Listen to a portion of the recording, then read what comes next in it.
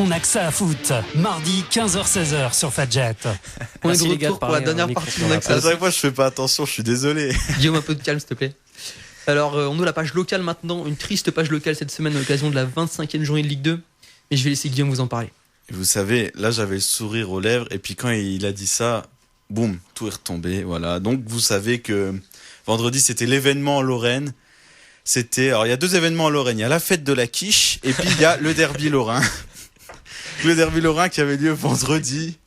Et donc, je commençais par rappeler les buteurs parce que déjà, ça va me faire plaisir d'annoncer les buteurs d'Anser. Et puis ça. Après, on débriefera le match qui m'a laissé dans un état de tristesse absolue. Oh, t'en as lourd sur la patate. Oui, oh là là. Alors, Dallé, vous savez, l'éternel Junior Dallé avait ouvert le score sur un corner de Pedretti de la tête. Ah, c'était génial. Dès la 21e 1-0. Louzamba avait redonné avantage à Nancy à la 46e minute, après que Metz ait égalisé par un but de l'Anglais contre son camp. Donc j'avertis tout de suite nos amis messins. Non, ce n'est pas Bekamenga qui a marqué, c'est l'Anglais qui a marqué contre son camp. Donc on vous a offert un but. Commencez pas à fanfaronner.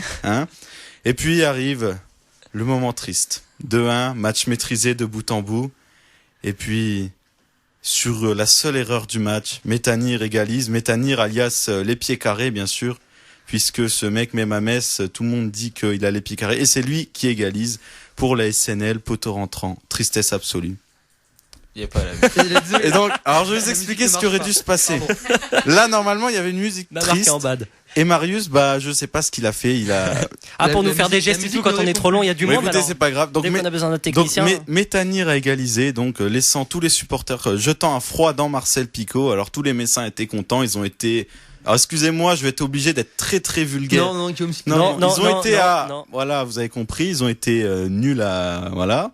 Et puis ils s'en sortent avec un point. Donc et pourtant Nancy a eu l'occasion de creuser l'écart juste après l'ouverture du score. Pour ceux qui ont vu le match, d'ailleurs vous deux vous y étiez, Hugo et Nicolas. Arnaud Louzamba a eu l'occasion de porter la marque à 2-0. Malheureusement sa reprise est passée au-dessus. Ensuite Puyou, je vois une frappe de Puyou en deuxième mi-temps qui passe de peu au-dessus. Ensuite l'occasion de Dallé aussi. L'occasion de Dallé. Ah oui, ce face à face raté.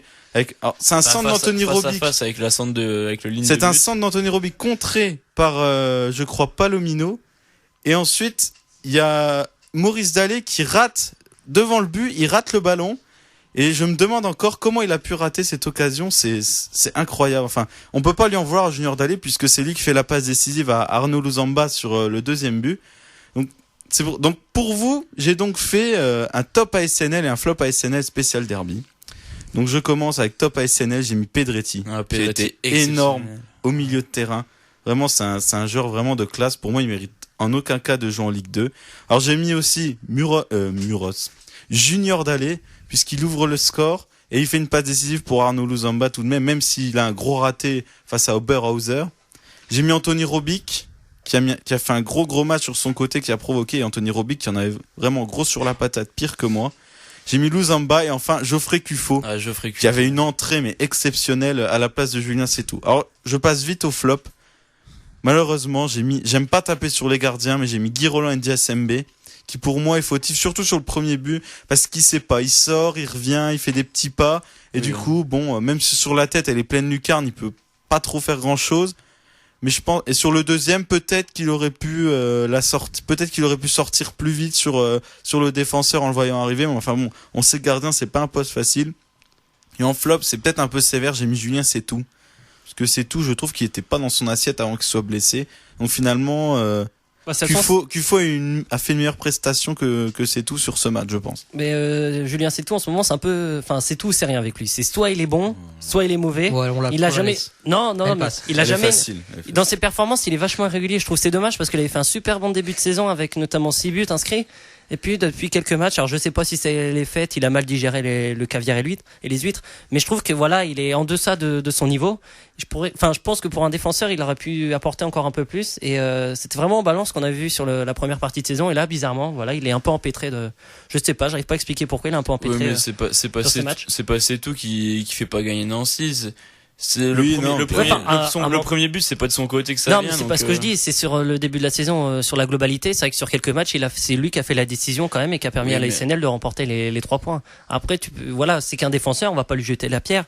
Mais c'est vrai que quand t'as un joueur qui peut t'apporter un peu plus, autant l'utiliser. N'est-ce Oui. pas, Guillaume? Bah après, il était un peu. Bon, c'est vrai que je pense que la reprise, elle a cassé un truc dans l'équipe de la SNL en général, et pas, on va pas que taper sur un seul joueur, mais Ah non, pas du tout. il y a eu une cassure après la trêve. Avant la trêve, on aurait joué ce match avant la trêve, on l'aurait remporté haut la main, j'en suis persuadé, j'en mettrais ma main à couper. Mais malheureusement, la trêve a cassé quelque chose depuis le retour, on est un peu moins bien, on joue moins bien, même si on a réussi à gagner contre Clermont, mais on a du mal à retrouver le niveau de jeu qu'on avait avant la trêve hivernale. Bon là, c'est en train de revenir parce que contre Metz, c'était un des meilleurs matchs de la saison. Mais la défense n'est plus aussi sereine qu'avant. J'ai l'impression que la défense n'est plus aussi sereine Le qu'avant. problème maintenant aussi, c'est que dès qu'il y a une occasion, on craint qu'il y ait but, et ça s'est passé avec Metz parce qu'ils ont eu Oui, 3 occasions dans le absolument. match. Enfin, encore la frappe détournée. Un tir cadré. Oui, voilà, ils ont même pas eu 3 occasions dans le match. Un seul tir cadré, ouais, Metz. Et il y a eu 2 buts, donc c'est ça. Il y a un problème défensivement peut-être du côté de Nancy depuis la reprise, comme t'as dit. Après, Et ce pour qui est moi, embêtant, il y a un problème avec comme avec Guy Roland et Ndiassambé pour moi. ce qui est embêtant à Nancy, c'est que dès que l'adversaire a une occasion, ça fait souvent but, Oui, tout de suite. Alors que nous, des fois, il nous faut, bon, je dis nous, je devrais pas, mais à Nancy, il leur faut 3-4 occasions franches à chaque fois pour l'emporter. Donc ça, c'est vraiment embêtant que à chaque fois que l'adversaire a une occasion, ça fasse but. Et c'est pour ça que je dis que la défense m'a l'air moins sereine que sur le début. Mais même si là contre Metz, ça a été un match de grande qualité. Guillaume, c'est quoi le match du week-end prochain du coup? Nancy se déplacera à Auxerre. Oui, merci. Putain, Merci j'avais Hugo pour le oublié. rappel. J'étais désolé. Vendredi à 20h. On se déplacera à Auxerre et recevra le Paris FC la semaine d'après. Donc, Auxerre, Paris donc- FC qui est lanterne rouge. Auxerre, dont on parle d'un retour de Djibril Cissé, je sais pas si vous avez entendu ça. Non, j'étais pas au Oui, c'est courant. anecdotique, ouais. Voilà, c'est pour faire un peu faire buzz. parler, voilà, pour écrire des lignes un peu dans un journal. Moi, j'y crois pas au retour Moi, je de compterais Djibril plus sur la Cissé. Chine qui a les moyens de. Ouais, même pas. Je pense que voilà, maintenant, il est meilleur sur des platines qu'avec un ballon entre les Djibril pieds. Cissé, il est cramé. Faut qu'il arrête. À un moment, il faut dire stop. Je suis désolé. Le gars, on l'a vu à Bastia. Qu'est-ce qu'il a fait? Rien du tout. Et il a mis des buts en Il coupe, est cramé. meilleur buteur de la Coupe de la Ligue. Non, son Il est objectif, cramé. il veut revenir parce que son objectif, c'est de marquer 100 buts en Ligue 1. Mais bon, voilà, c'est. Mais avec Auxerre, il marquera pas 100 buts en Ligue 1. Histoire de faire le buzz. Mais non, mais t'as pas compris. Si, C'est j'ai parce compris. Bah non, mais il reste, Auxerre, ils vont pas monter, donc s'ils jouent au Auxerre, ils resteront en Ligue 2. Voilà, justement, s'il fait un appel du pied Auxerre, c'est aussi pour que les autres clubs s'intéressent à lui. Peut-être. On arrive en fin d'émission, messieurs, donc je vais vous rappeler que ce soir se joue aussi les 8e de finale de la Coupe de France. Sochaux affronte Monaco, Granville reçoit Bourg-en-Bresse, Allez, Ajaccio se Granville. déplace à Saint-Malo. L'écran vide. Demain soir sera 3 contre Saint-Etienne, Bordeaux-Nantes, Sarre-Union contre Lorient et PSG-Lyon. Un avis rapide sur ces matchs? Je sais pas. Vivement la Sochaux, finale avec le PSG. je pense que Sochaux, moi, peut faire l'exploit contre Monaco. Après, sinon, Paris-Lyon, il y a 3, ils reçoivent Saint-Etienne, c'est ça? Oui. 3 pour sauver leur saison, pourquoi pas, ouais. Et Je sais puis pas. le petit poussé qu'affronte Bourg-en-Bresse ce soir. Est-ce Donc qu'ils vont on est réussir tout à correct. continuer? On sait pas. Je sais pas, ils ont été bons contre Sarreguemines. Sarreguemines au tour précédent, où ils les ont vraiment dominés. Ensuite, il y a eu une victoire contre Laval 2-1, pareil, où les Granvillais ont maîtrisé leur match. Après, voilà, c'est les matchs de coupe. Ils ont déjà fait, entre guillemets, 2 exploits. Ils sont en 8e de finale. C'est la première fois de leur histoire. Ça Donc peut tout est continuer, possible. bien sûr. Tout est possible. Et puis, il y a quand même une certaine ferveur en Normandie derrière eux. Donc, tout est vraiment possible. 3e déplacement à Lyon cette saison. 3e déplacement de Lyon à Paris cette saison. Pour l'instant, ça fait 5-1 et 2-1, on verra bien. C'est un peu comme Toulouse, quoi. Est-ce que Paris on peut faire tourner quand même beaucoup avant le. Non, D'abord, Chelsea. Laurent Blanc, il a dit qu'il ferait tourner contre Lille. D'accord. En Ouais, championnat. Ce week-end donc. Ok. Ouais. Donc l'émission se termine. Merci messieurs. Merci Merci, aussi à vous de Mama. nous avoir écoutés. On se retrouve la semaine prochaine, même heure sur Fadjet. Ciao! Salut.